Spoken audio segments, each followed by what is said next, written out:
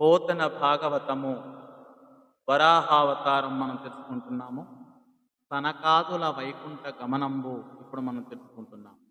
Hari విముఖాత్ములన్య విషయాత్ చిత్తులు పాపకర్ములున్ నిరయ నిపాత హేతువును నింజ చరితములైన దుష్కథా నిరతి చరించు వారలను నేరరు పొందగా Indira Manohara Charanaravinda భజనాత్మకులుండెడు పొందినారయన్.